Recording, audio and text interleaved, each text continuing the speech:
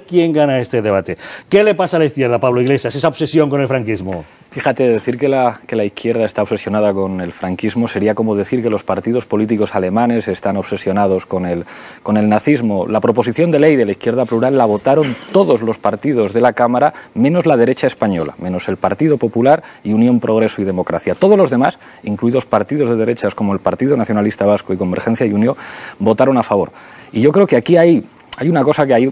Cuando hablas del franquismo hay mucha gente que dice, bueno, esto es un problema del pasado, pero creo que hoy, por suerte, estamos dos personas que nos dedicamos a las ciencias sociales y sabemos que para entender el presente hay que comprender el pasado, y para entender el presente español hay que comprender el siglo XX español, el golpe de Estado del 36 y la guerra civil. Y yo creo que hay dos preguntas que hay que plantear que son muy claras para romper una mitología de que la guerra civil fue un enfrentamiento entre hermanos, odio, ira, llegó la transición, libertad, libertad, sin ira y libertad, y aquello se acabó. Hay que preguntarse cuáles son las razones de ese golpe de Estado y de la guerra civil, y la siguiente pregunta es ¿por qué tiene sentido en el año 2013 homenajear a las víctimas y condenar el franquismo? A lo largo del debate, si te parece, contestaré a esas preguntas. Fernando Paz, ¿no está de acuerdo?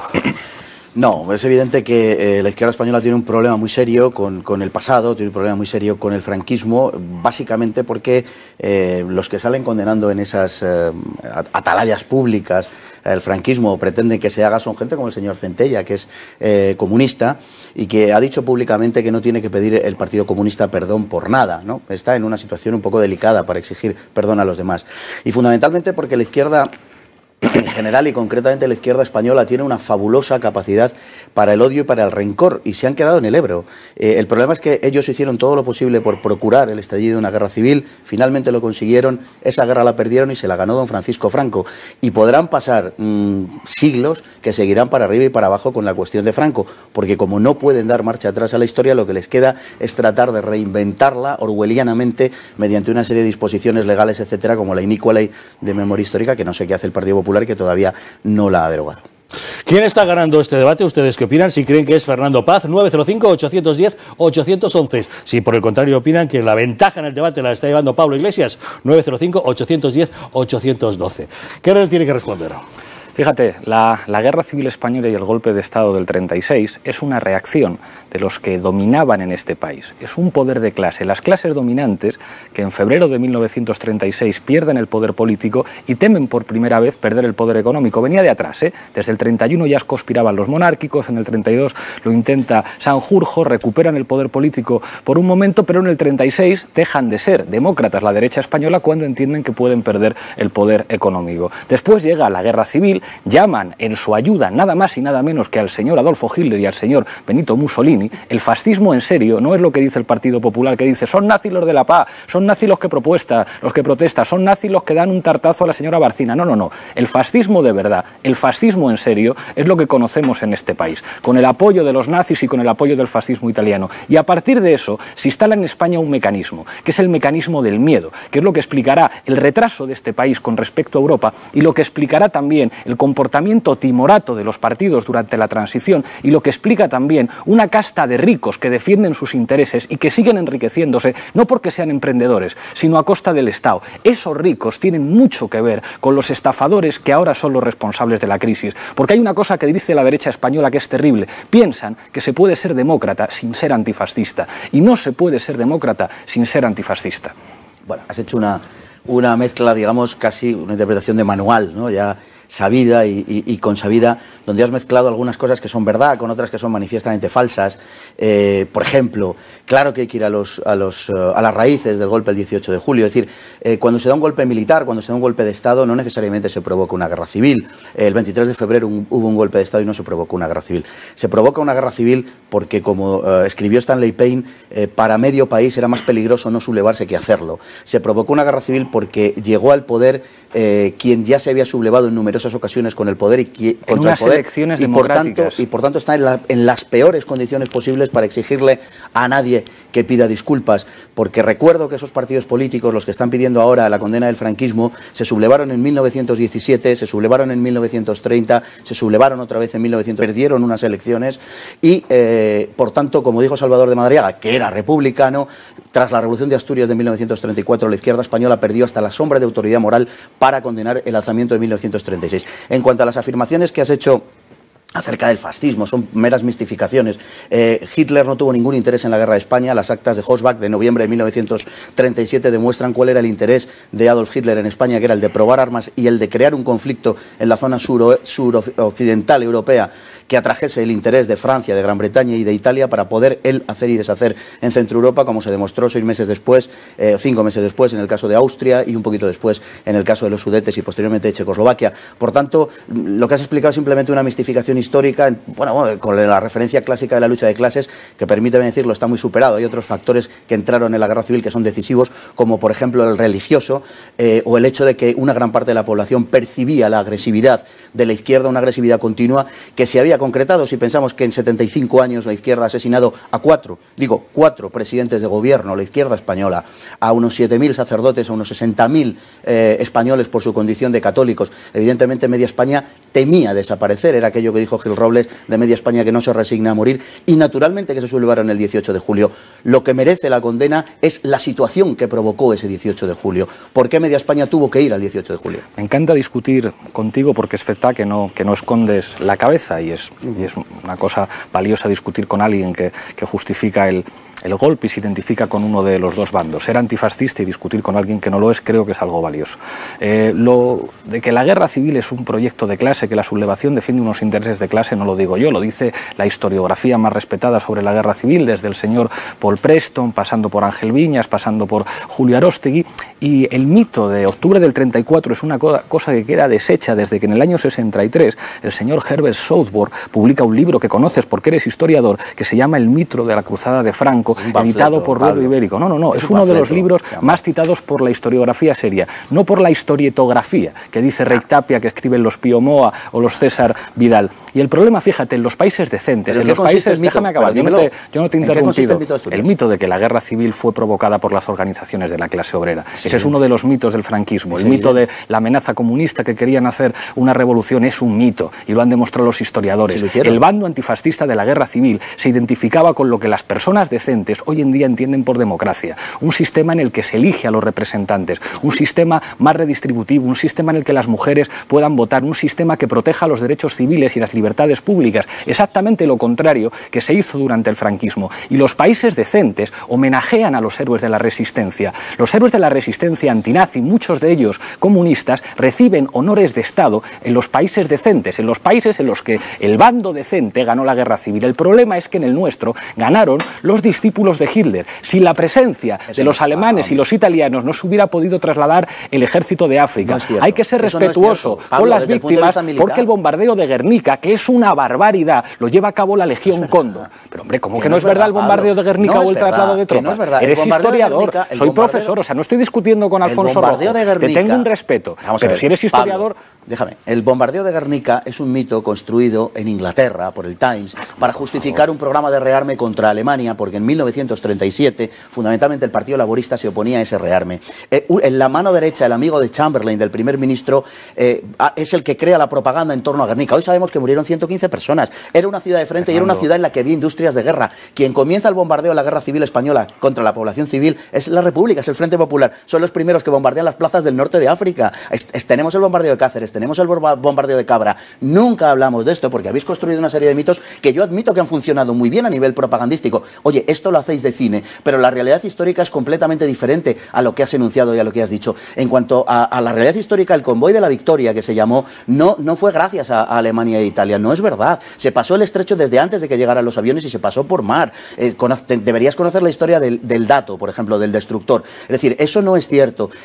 Por lo demás, yo te conmino a que leas el discurso de Indalecio Prieto del 8 de agosto de 1936 en Madrid, por la radio, donde se ríe de los sublevados, se ríe de los nacionales, porque retrata una situación que es verdaderamente trágica para ellos. Les dice, pero si no tenéis nada, si nosotros tenemos el reconocimiento internacional, la industria, y en una guerra moderna eso lo es todo, la agricultura más rica, lo tenemos todo en nuestras manos, vosotros no tenéis nada. Aunque vuestro valor, les dice, ascendiera a lo legendario, no podríais hacer nada contra nosotros. Y por último, has cometido una falacia, a mi manera de ver, esencial, y has identificado a un bando que era revolucionario, marxista, anarquista y separatista con la democracia. No tenían nada que ver, absolutamente nada que ver con la democracia. Todo lo contrario, utilizaron la democracia democracia. Mira, si tanto de verdad a la izquierda quería la república, ¿por qué os sublevasteis contra ella? La utilizabais como una etapa para la llegada a una república socialista, y eso lo sabes, está en los documentos del Partido Socialista después de su giro del verano de 1933. Está, por supuesto, en el Partido Comunista, que quería tutelar todo ese proceso y que lo hizo efectivamente con Negrín. El objetivo era la constitución de una república soviética, de eso que se llamó después de la Segunda Guerra Mundial las repúblicas populares. A eso es a lo que íbamos. Y la República Española era un instrumento para llegar a eso. Por eso os lo tomasteis. La República, y fue su gran error, no tuvo una voluntad de convivencia real.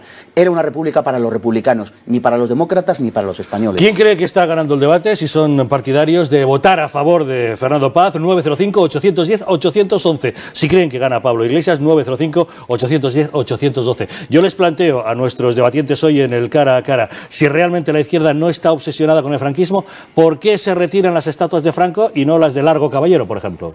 Fíjate, contestando una cosa muy rápida y nos metemos con las estatuas de Franco y las de Largo Caballero, no se puede tomar como referencia historiográfica la propaganda de Pío Moa. Es muy grave, hay que tener un cierto respeto a las fuentes historiográficas. Hay algunas de las cosas que has dicho aquí que si las dijeras en Alemania serían constitutivas de un delito, porque en los países decentes la apología del nazismo es un delito. Decir, por ejemplo, que el bombardeo de Guernica es una construcción propagandística. Otro de los grandes mitos, que es decir, que el Partido Comunista pretendía instaurar una república equivalente a las que se constituyen en los países del este después de la Segunda Guerra Mundial, es mentira. Si alguna crítica, yo no te he interrumpido a ti, Fernando, si alguna crítica se le puede hacer al Partido Comunista, y son críticas que se le hacen por la izquierda, es haber sido el partido del orden, el partido más republicano, el partido que no pretende hacer la revolución y que adquiere prestigio entre militares y entre policías en el bando republicano porque asume geoestratégicamente que lo que hay que defender es la República Española. Pero es que la gente decente, los demócratas en toda Europa en los años 30 y en los años 40 son antifascistas y se enfrentan al fascismo.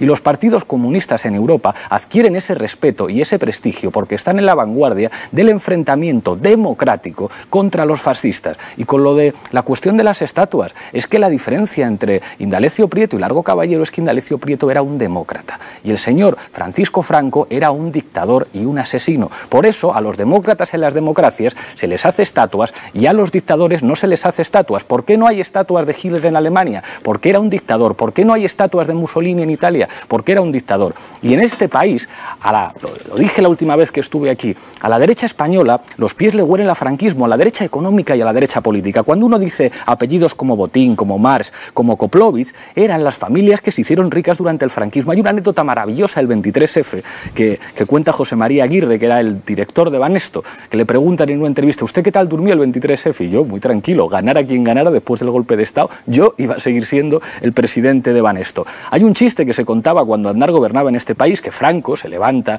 en el Valle de los Caídos, pregunta al guardia, ¿quién manda en España? Y le dicen, Aznar, hombre, mi periodista tal, no, su nieto.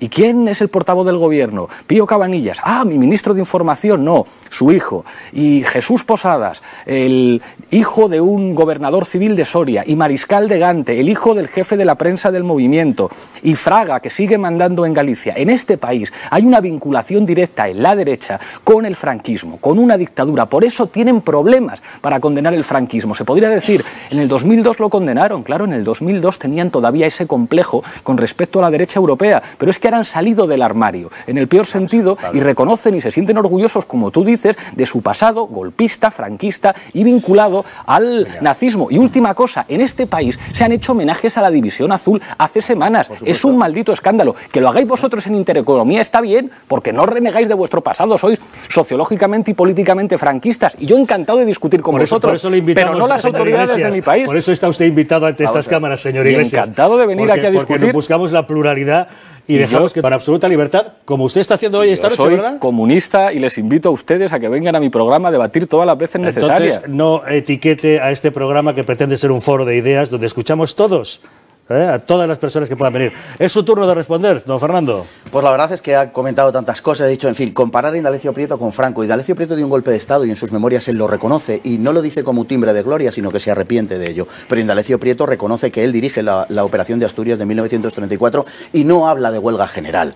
habla de revolución porque una huelga general no se hace con esa cantidad de ametralladoras, con esa cantidad de dinamita. Lo que pasa es que la revolución proyectada el año 34 fracasa en el resto de España, con la excepción de Cataluña, que es de otra naturaleza, y la de Asturias, que es una revolución de tipo socialista, en donde se unen los comunistas, los socialistas y la CNT.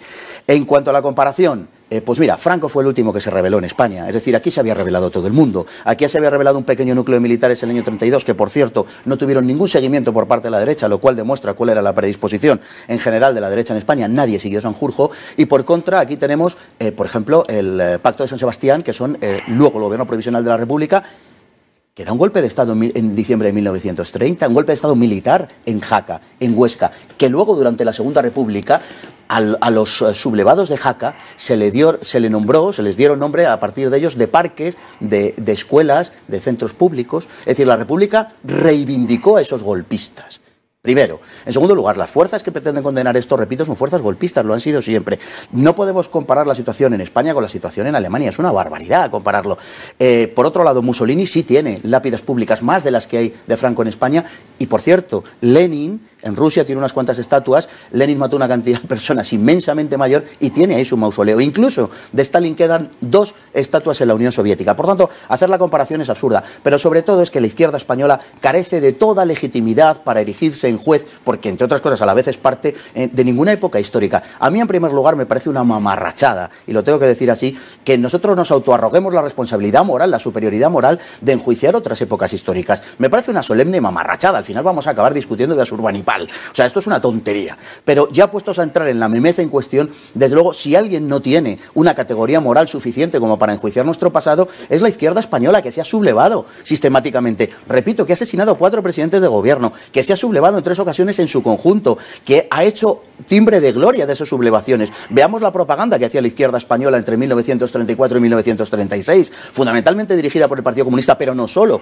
Reivindicaban lo de Asturias, reivindicaban una república socialista, hablaban de gimnasia revolucionaria. El Partido Socialista lo estuvo anunciando, y el Partido Socialista y el Partido Comunista sostuvieron al gobierno de la República, que finalmente acabó con ese comando policial socialista asesinando al jefe de facto de la oposición, a Calvo Sotelo. Esa es la historia, lo demás es un panfleto. Para completar este intercambio de opiniones, les vamos a proponer a nuestros 2 gladiadores en el cara a cara de hoy un juego rápido. Les mostraremos unas imágenes y nos dirán muy rápidamente, muy brevemente, cuáles son las ideas que les vienen a la mente ante ese tipo de imágenes. Adelante, Victoria Moradell.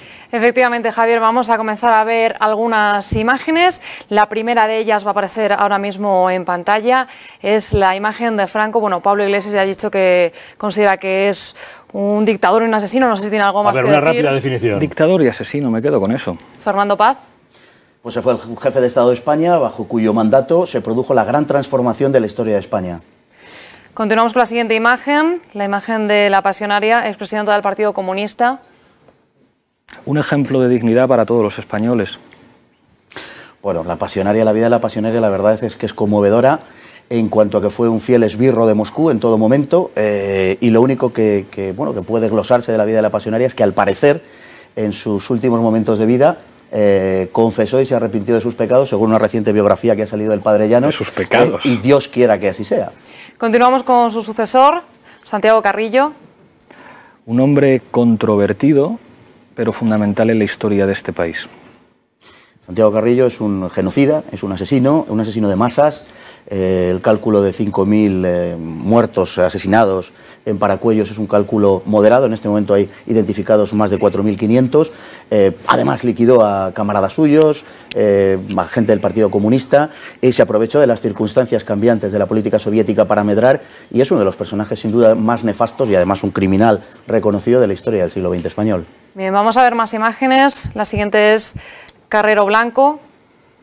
Una de las figuras más oscuras del franquismo, un personaje abyecto, repugnante, responsable de torturas. Y me gustaría decir que un día, si queréis, discutimos de Paracuellos. Yo tuve la suerte de hacerle la última entrevista en vida a Santiago Carrillo y sería un tema estupendo para discutir, pero Carrero Blanco, un miserable, un franquista.